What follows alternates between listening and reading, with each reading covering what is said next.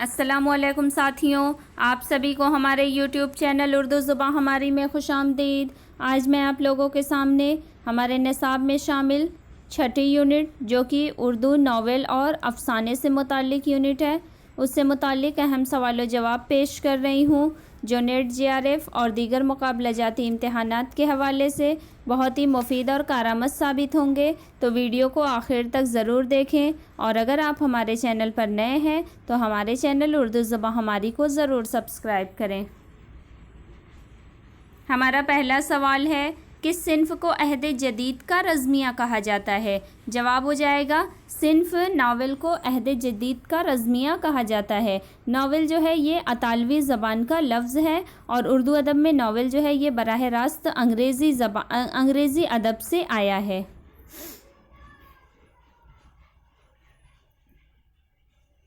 अगला सवाल, उर्दू में सिन्फ़ नावल का आगाज़ किस तहरीक के दौरान हुआ? जवाब हो जाएगा उर्दू में सिन्फ़ नावल का आगाज़ अलीगढ़ तहरीक के दौरान हुआ। यानी नावल का आगाज़ जो है वो 19वीं सदी में हुआ था, क्योंकि अलीगढ़ तहरीक जो है ये 19वीं सदी की तहरीक थी। अगला सवाल, नावल के अज्जाए तरकीबी कौन कौन से हैं? जवाब हो जाएगा नावल के अज्जाए तरकीबी किस्सा, प्लाट, किरदार निगारी, मुकालमा निगारी, मंजरकशी और नुक्ता नज़र हैं। ये तमाम ये जो है अज्जा ये नावल के अज्जाए तरकीबी हैं। अगला सवाल, नावल ज़िंदगी की किताब होता है, ये कौल किसका है? जवाब हो जाएगा नावल ज़िंदगी की किताब होता है, ये कौल D.H. लॉरेंस का है।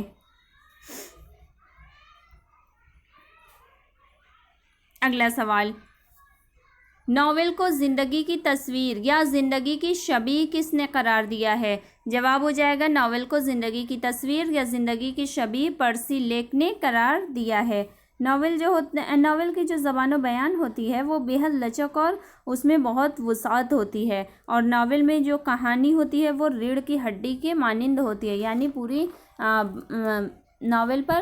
नावल में का पूरा दारोमदार ही उसकी कहानी पर ही होता है।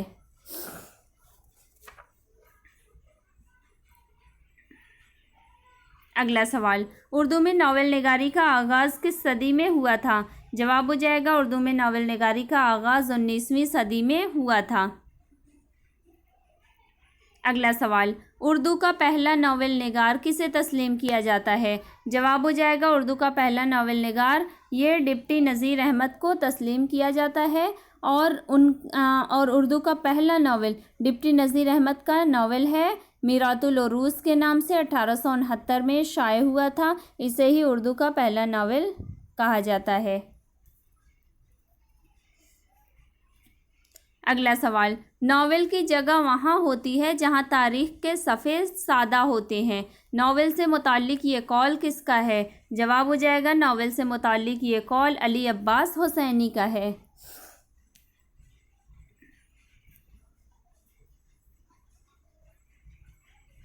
अगला सवाल, नावल में उन बातों को पेश किया जाता है जो ज़िंदगी के जैसी होती है या उसके मुताबिक होती है। नावल के बारे में ये ख्याल किसका है?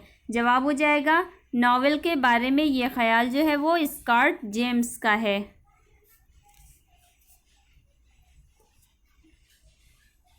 अगला सवाल, हिंदुस्तान और पाकिस्तान की तक़सीम पर कौन सा नावल लिखा गया? जवाब हो जाएगा हिंदुस्तान और पाकिस्तान की तक़सीम पर आंगन नावल लिखा गया जो कि खदीजा मस्तूर का नावल है।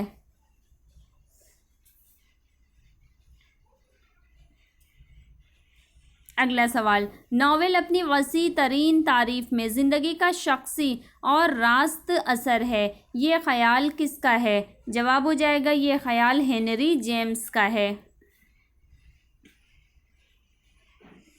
अगला सवाल, मग़रिब में रोमानियत का परचम किसने बुलंद किया? जवाब हो जाएगा मग़रिब में रोमानियत का परचम फ़्रांसीसी शायर व मुफ़क्किर रूसो ने बुलंद किया था।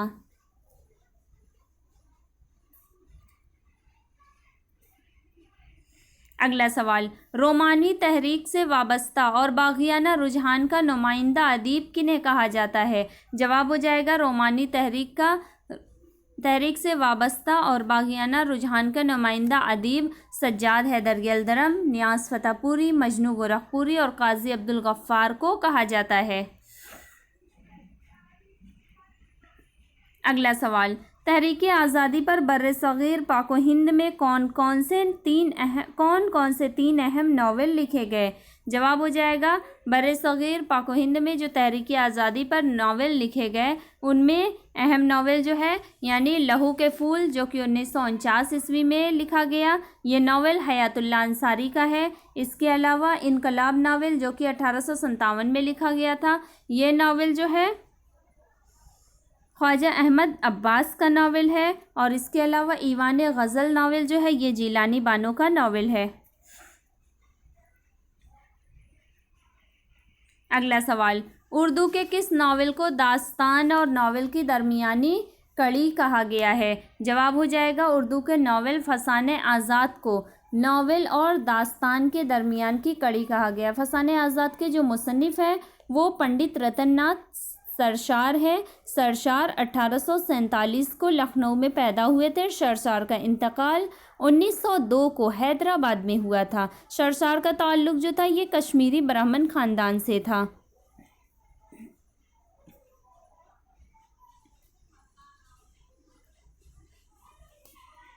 अगला सवाल, सरशार ने फसाने आज़ाद जिल्द अव्वल की सारी किस्तें ज़राफ़त के उन्वान के तहत किस अखबार में लिखी थीं?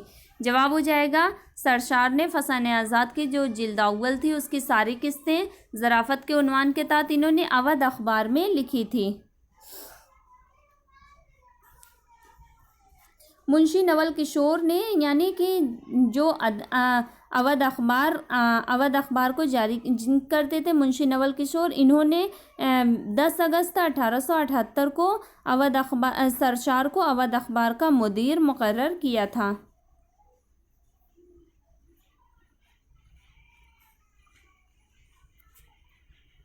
अगला सवाल, सरशार की शायरी के उस्ताद कौन थे? जवाब हो जाएगा सरशार की शायरी के उस्ताद मुंशी ज़फ़र अली असीर थे।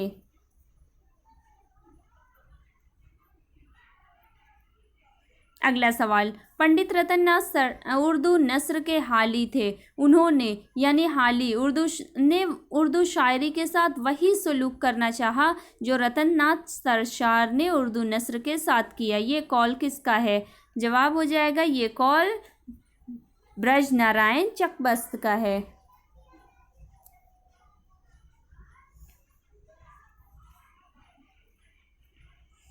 अगला सवाल, किस नावल में लखनऊ की मिटती हुई तहजीब की लाजवाल अक्कासी की गई है? जवाब हो जाएगा नावल फसाने आज़ाद में लखनऊ की मिटती हुई तहजीब की लाजवाल अक्कासी की गई है। अगला सवाल, फसाने आज़ाद कितनी जिल्दों पर मुश्तमिल है? जवाब हो जाएगा फसाने आज़ाद जो है ये 4 ज़ख़ीम जिल्दों पर मुश्तमिल है। अगला सवाल, किसने कहा है कि फसाने आज़ाद अंग्रेज़ी नावल के ढंग पर लिखा गया है? जवाब हो जाएगा सरशार ने ये कहा है। अगला सवाल, निहायत बेतकल्लुफ़ी से 4 सफ़े खींच कर फेंक देते सरशार के बारे में ये ख्याल किसका है? जवाब हो जाएगा सरशार के बारे में ये ख्याल पंडित ब्रज नारायण चकबस्त का है। अगला सवाल, फसाने आज़ाद में कितने प्लाट हैं? जवाब हो जाएगा फसाने आज़ाद में कुल 6 प्लाट हैं।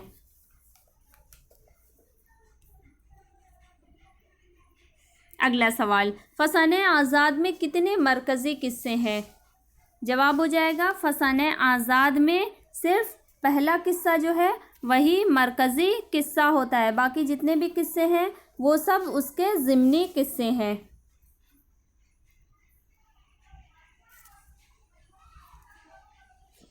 अगला सवाल, फसाने आज़ाद के मरकज़ी किरदार कौन कौन से हैं?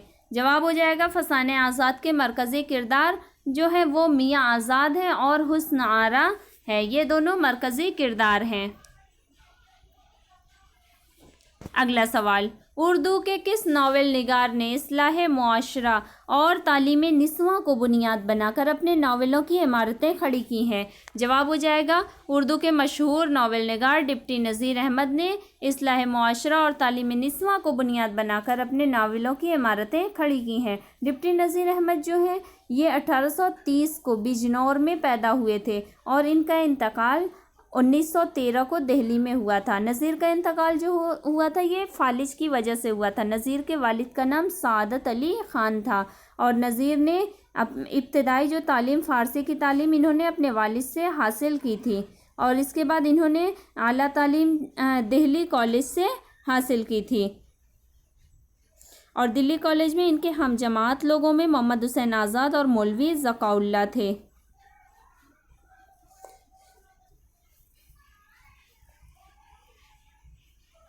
अगला सवाल, नज़ीर का दाखिला दिल्ली कॉलेज में कब हुआ? जवाब हो जाएगा नज़ीर का दाखिला 1845 ईस्वी में दिल्ली कॉलेज में हुआ था।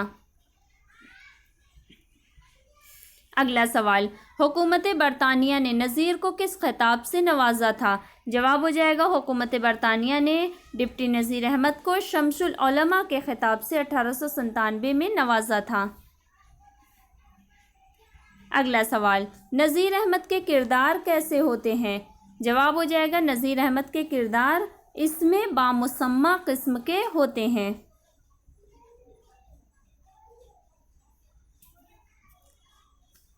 नज़ीर अहमद के जो तमाम नावल हैं वो इस्लाही यानी इनके तमाम नावल मकसदी और इस्लाही होते हैं। अगला सवाल, नज़ीर अहमद के किरदार या तो शैतान होते हैं या फरिश्ते, इंसान नहीं होते। ये कौल किसका है? जवाब हो जाएगा ये कौल आल अहमद सुरूर का है। अगला सवाल, नावल तौबतुन नसूह कब शाये हुआ? जवाब हो जाएगा नावल तौबतुन नसूह 1874 में शाये हुआ था। अगला सवाल, तौबतुन नसूह का मरकज़ी ख़याल अंग्रेज़ी के किस नावल से माखूज़ है? जवाब हो जाएगा तौबतुन नसूह का जो मरकज़ी ख़याल है ये डेनियल डिफो के नावल द फैमिली इंस्ट्रक्टर से माखूज़ है। अगला सवाल, नावल तौबतुन नसूह कितनी फ़सलों पर मुश्तमिल है? जवाब हो जाएगा नावल तौबतुन नसूह जो है ये कुल 12 फ़सलों पर मुश्तमिल है।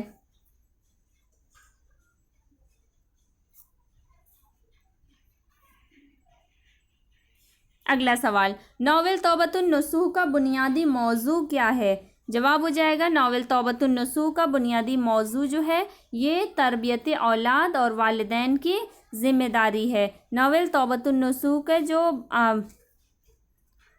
किरदार है यानी नसूह होता है इसका अहम किरदार और इसके अलावा एक मिर्ज़ा ज़ाहिरदार बेग भी होता है। अगला सवाल, नावल तौबतुन नसूह के मरकज़ी किरदार कौन कौन से हैं? जवाब हो जाएगा नावल तौबतुन नसूह के मरकज़ी किरदार नसूह, कलीम और मिर्ज़ा ज़ाहिरदार बेग हैं। अगला सवाल, मीरातुल उरूस, तौबतुन नसूह और दूसरे नावलों को किसने नावल नहीं तमसील कहा है? जवाब हो जाएगा नावल मीरातुल उरूस, तौबतुन नसूह और डिप्टी नज़ीर अहमद के दूसरे तमाम नावलों को डॉक्टर एहसन फ़ारूकी ने नावल नहीं बल्कि तमसील कहा है। अगला सवाल, नज़ीर अहमद ने मीरातुल उरूस लिखकर ज़नाना सोसाइटी पर एक इत्हाम बांधा है। ये कौल किसका है? जवाब हो जाएगा ये कौल सर सैयद अहमद ख़ान का है।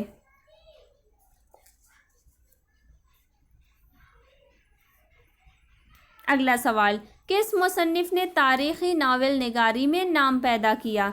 जवाब हो जाएगा अब्दुल हलीम शरर ने तारीख़ी नावल निगारी में नाम पैदा किया। शरर 1860 को लखनऊ में पैदा हुए थे और इनका इंतकाल 1926 को लखनऊ में ही हुआ था। शरर के वालिद का नाम तफज़्ज़ुल हुसैन था और शरर की तसनीफ़ी ज़िंदगी का आगाज़ 1881 से होता है। शरर ये अवध अखबार में 1881 में ही असिस्टेंट एडिटर हुए थे।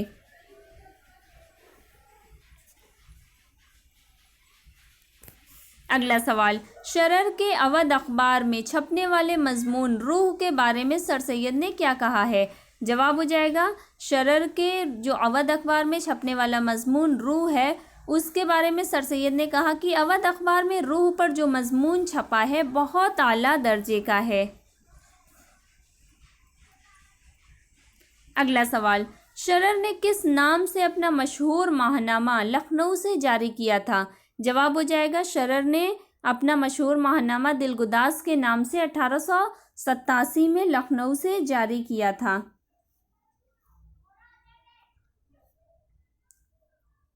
और इसी जो रिसाला दिलगुदास है इसी में इन्होंने तारीखी नावल लिखने की दागबेल 1888 में डाली थी।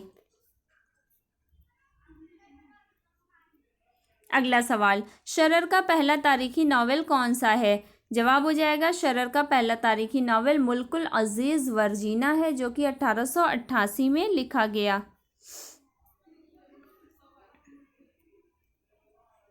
अगला सवाल, ये किसने कहा था कि ओलूम के एतबार से लखनऊ हिंदुस्तान का बुखारा और करतबा और अक्साए मशरिक का नेशापुर था? जवाब हो जाएगा, ये अब्दुल हलीम शरर ने कहा था। अगला सवाल, वो मिट्टी के पहाड़ सही लेकिन आपको उन्हें ठिठक कर देखना ज़रूर पड़ेगा। शरर के मुतालिक ये ख्याल किसका है? जवाब हो जाएगा, शरर के मुतालिक ये ख्याल फिराक गोरखपुरी का है।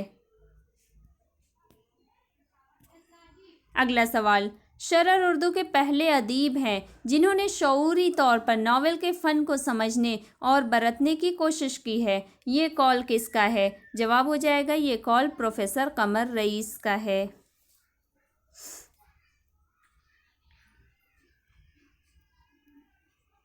अगला सवाल, अब्दुल हलीम शरर की कौन सी तसनीफ़ तहज़ीबी तारीख़ का दर्जा रखती है? जवाब हो जाएगा, अब्दुल हलीम शरर की तसनीफ़ यानी इनका नावल फ़िरदौस बरी जो है ये तहज़ीबी तारीख़ का दर्जा रखता है। अगला सवाल, नावल फ़िरदौस बरी को शरर ने कब और कहाँ मुकम्मल किया? जवाब हो जाएगा, नावल फ़िरदौस बरी को शरर ने 1899 ईस्वी में हैदराबाद में मुकम्मल किया था। अगला सवाल, नावल फ़िरदौस बरी के मरकज़ी किरदार कौन कौन से हैं? जवाब हो जाएगा, नावल फ़िरदौस बरी के मरकज़ी किरदार जो है ये हुसैन और ज़मुर्रद नामी दो किरदार जो हैं जो कि नावल के मरकज़ी किरदार हैं। इसके अलावा शेख अली वजूदी भी नावल फ़िरदौस बरी का एक अहम किरदार है और ये शेख अली वजूदी जो है ये बहुत जानदार, मुताल्लिक और फ़ाल किरदार है इस नावल का।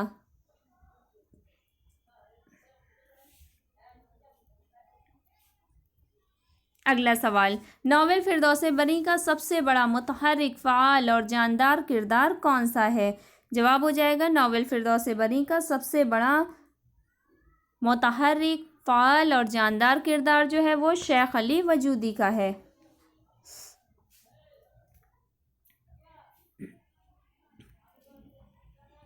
अगला सवाल, अब तो सन 651 हिजरी है मगर इससे 150 साल पेशतर इस जुमले से किस नावल का आगाज़ होता है?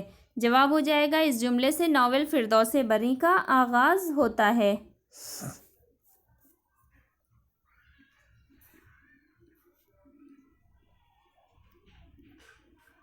अगला सवाल, उर्दू का पहला कामयाब और मुकम्मल नावल किसे माना गया है? जवाब हो जाएगा, उर्दू का पहला कामयाब और मुकम्मल नावल जो है ये उमराव जान अदा को माना गया है। उमराव जान अदा के मुसन्निफ़ जो है ये मिर्ज़ा मोहम्मद हादी रुस्वा हैं। रुस्वा 1858 को लखनऊ में पैदा हुए थे और रुस्वा का इंतकाल 1931 को हैदराबाद में हुआ था। रुस्वा के वालिद का नाम मिर्ज़ा मोहम्मद तकी था और रुस्वा ने इब्तिदाई तालीम अपने वालिद से ही हासिल की थी। रुस्वा का तकर्रुर दारुत तर्जुमा जामिया उस्मानिया में बहैसियत मुतर्जिम 1917 में हुआ था। वाज़े हो कि दारुत तर्जुमा जामिया उस्मानिया जो है ये 1917 में ही कायम हुआ था।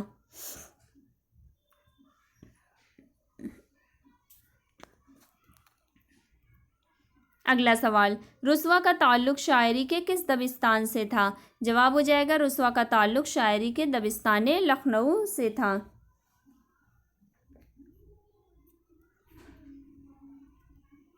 अगला सवाल, रुस्वा शायरी में किससे इस्लाह लिया करते थे? जवाब हो जाएगा रुस्वा शायरी में मशहूर मरसिया गो शायर मिर्ज़ा दबीर से इस्लाह लिया करते थे।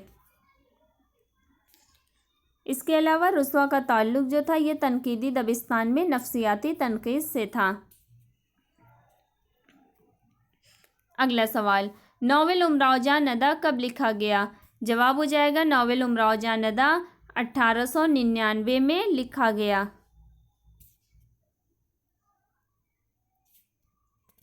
अगला सवाल, सरशार के फसाने आज़ाद और उमराव जान नदा को लखनऊ की तहजीबी ज़िंदगी का सबसे कामयाब मुरक्का कहा जा सकता है। ये कौल किसका है? जवाब हो जाएगा ये कौल मोहम्मद हसन का है। अगला सवाल, नावल उमराव जान नदा कितने हिस्सों पर मुश्तमिल है? जवाब हो जाएगा नावल उमराव जान नदा कुल 25 हिस्सों पर ये मुश्तमिल नावल है और ये नावल उर्दू का पहला ऐसा नावल है जो कि बयानिया और फ्लैशबैक की तकनीक में लिखा गया है। इसके अलावा जो नावल उमराव जान अदा का प्लाट है ये दोहरा प्लाट है और इसका नावल का जो मौजू है वो लखनऊ का माशरती ज़वाल है। और नावल उमराव जान नदा में जो जगह जगह यानी वाहिद मुतकल्लिम का सेगा इस्तेमाल हुआ है। अगला सवाल, उमराव जान नदा को मोजिज़े फ़न कहा जाए तो बेजा नहीं, ये कौल किसका है? जवाब हो जाएगा ये कौल नूरुल हसन नकवी का है। अगला सवाल, नावल उमराव जान नदा का आगाज़ किस शेर से होता है? जवाब हो जाएगा नावल उमराव जान नदा का आगाज़ जो है वो इस शेर से होता है, हमको भी क्या क्या मज़े की दास्तानें याद थीं लेकिन अब तमहीद ज़िक्र दर्द मातम हो गई। इस शेर से नावल उमराव जान नदा का आगाज़ होता है। अगला सवाल, नावल उमराव जान नदा में उमराव जान का पहला मुजरा कहाँ हुआ था? जवाब हो जाएगा नावल उमराव जान नदा में उमराव का पहला मुजरा जो होता है वो नवाब शुजाअत अली ख़ान के यहाँ होता है।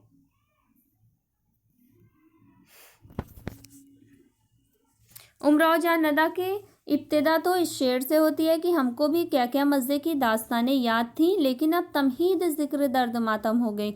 और अख्तिताम जो होता है इस नावल का वो इस शेर पर होता है कि मरने के दिन करीब है शायद की है हयात, तुझसे तबीयत अपनी बहुत सैर हो गई।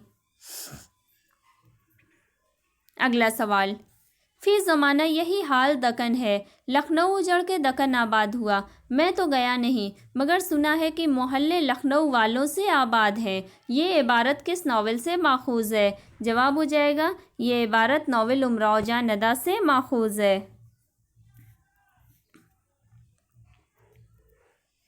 अगला सवाल, नावल उमराव जान नदा में उमराव, खुर्शीद, अमीर जान और बिस्मिल्लाह जान जब सावन के महीने में लगने वाली ऐश बाग के मेले में जाने के लिए तैयार हो रही थी तो वो कौन सा दिन था? जवाब हो जाएगा वो जुमा का दिन था। ये गुज़श्ता जो पुराने पर्चे थे उसमें ये सवाल पूछा गया था, यानी ये बात हमें ज़हननशीन करने की है।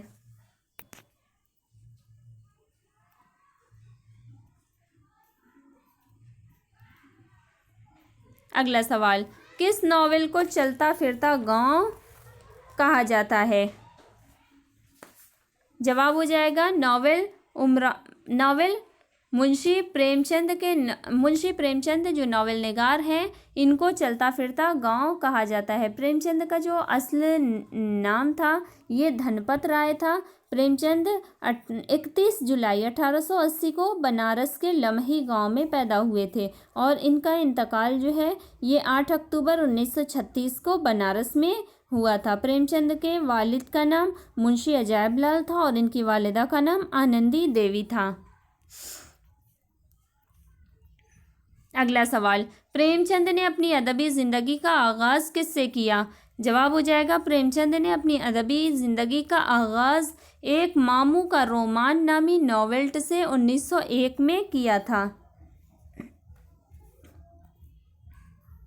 इसके अलावा प्रेमचंद का जो पहला नावल था वो असरारे माबिद नामी नावल था और प्रेमचंद पहले कलमी नाम नवाब राय के नाम से लिखते थे, लेकिन फिर रिसाला ज़माना के जो मुदीर थे उनके मशवरे पर, यानी जो मुंशी दयानारायण निगम थे, उनके मशवरे पर इन्होंने प्रेमचंद के नाम से लिखना शुरू कर दिया था।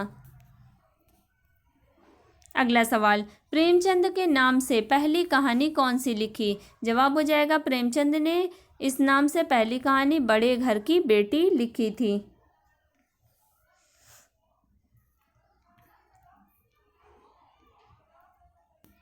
अगला सवाल, प्रेमचंद ने सरस्वती प्रेस कब कायम किया?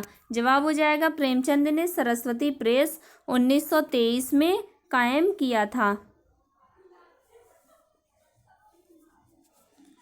प्रेमचंद नवल किशोर प्रेस लखनऊ के हिंदी माहनामा माधुरी के मुदीर भी 1929 में रह चुके थे और इसके अलावा इन्होंने प्रेमचंद ने अपने जो सरस्वती प्रेस 1923 में इन्होंने कायम किया था, उस प्रेस से इन्होंने रिसाला हंस 1930 में जारी किया था। और इसके अलावा प्रेमचंद ने हफ्तावार अखबार एक था जागरण नामी, जो कि 1931 में इन्होंने बनारस से जारी किया था।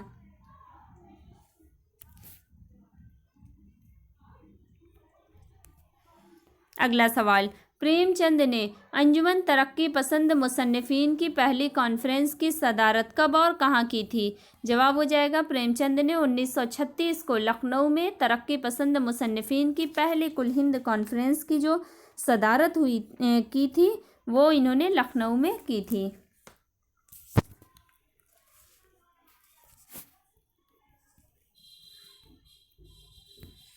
अगला सवाल, नावल गौदान पहले पहल कब और कहाँ से शाये हुआ? जवाब हो जाएगा नावल गौदान जो है ये पहले पहल इनके सरस्वती प्रेस से 1936 में शाये हुआ था। नावल गौदान प्रेमचंद ने 1932 में लिखना शुरू किया था और 1935 में ये मुकम्मल हो गया था और 1936 में इन्होंने हिंदी में इसे पहले पहल अपने सरस्वती प्रेस से शाये किया था और नावल गौदान जो है ये उर्दू में 1937 में मकतबा जामिया दिल्ली से शाये हुआ था। नावल गौदान जो है ये 596 सफ़हात पर मुश्तमिल है।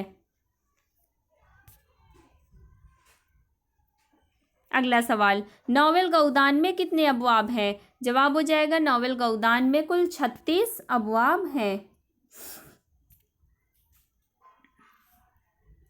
अगला सवाल, अगर कोई प्रेमचंद के हिंदुस्तान का मुताला करना चाहता है तो उसको गौदान का मुताला करना चाहिए, ये ख्याल किसका है? जवाब हो जाएगा ये ख्याल डॉक्टर सलाम संदेलवी का है।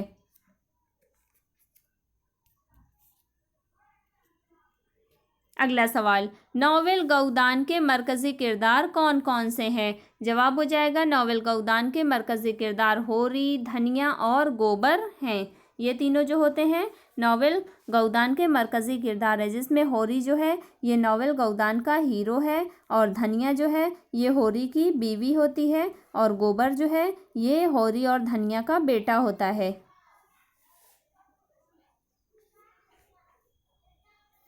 और इसके अलावा नावल गौदान में जो प्रेमचंद ने किसानों, मज़दूरों और सरमायादारों की कशमकश को इन्होंने मौज़ूए बहस बनाया है।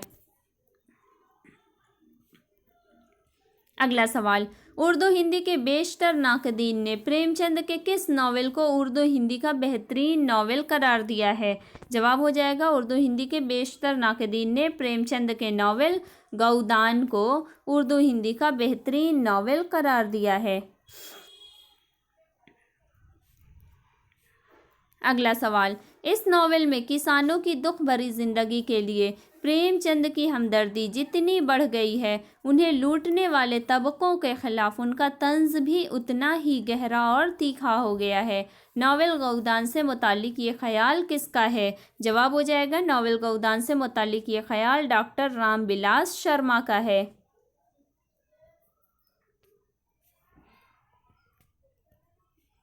अगला सवाल, प्रेमचंद ने अपने किस नावल में पहली मर्तबा देहाती ज़िंदगी के मसाइल की अक्कासी की है? जवाब हो जाएगा, प्रेमचंद ने अपने नावल गोशे आफियत में पहली मर्तबा देहाती ज़िंदगी के मसाइल की अक्कासी की है।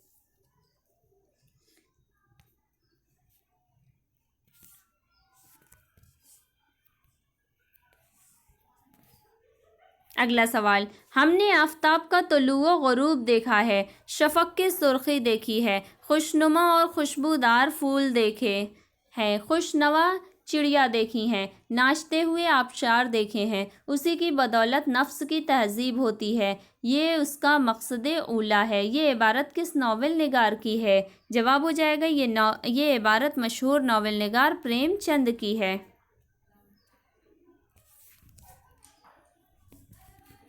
अगला सवाल, तरक्की पसंद मुसन्निफ़ीन का उन्वान मेरे ख़याल से नाक़िस है, ये एतराज़ किसका है? जवाब हो जाएगा, ये एतराज़ मुंशी प्रेमचंद का है।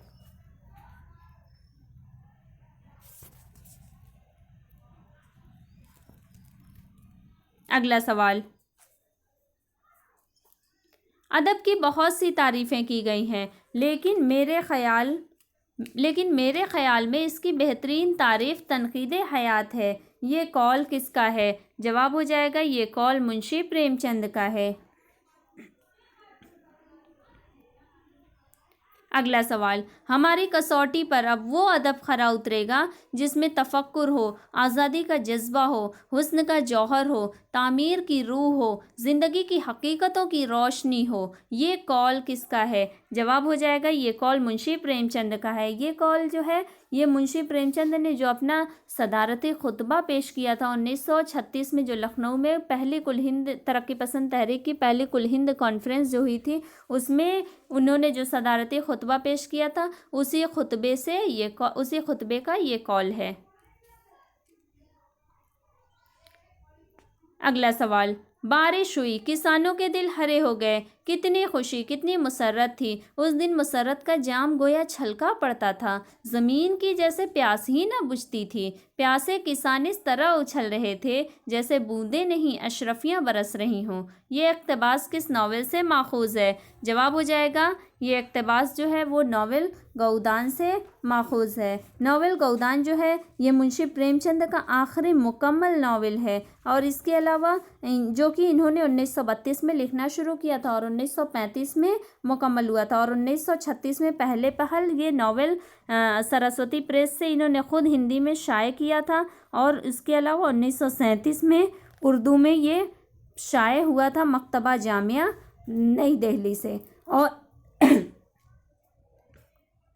और इसके अलावा जो आखिरी इनका नामुकम्मल नावल है वो इनका नावल मंगलसूत्र है, जो कि आखिरी नामुकम्मल नावल है। तो इसी के साथ हम लोग यहाँ पर इस सिलसिले को रोक देते हैं, और अभी जो इस सिलसिले के बकिया सवाल हैं वो इंशाल्लाह हम आइंदा वीडियो में देखेंगे। तो अगर आपको हमारी ये वीडियो पसंद आए तो इसे लाइक करें, ज़्यादा से ज़्यादा शेयर करें, और अगर आप हमारे चैनल पर नए हैं तो हमारे चैनल उर्दू ज़ुबान हमारी को सब्सक्राइब करके बेल आइकन को ज़रूर ऑन कर लें, ताकि इस तरह की मज़ीद मुफीद और कारआमद वीडियोज़ और इम्तिहान से जुड़ी तमाम तर मालूमात और इम्तिहान की बेहतर और मुकम्मल तैयारी आपकी हमारे चैनल के ज़रिए हो सके। बहुत शुक्रिया।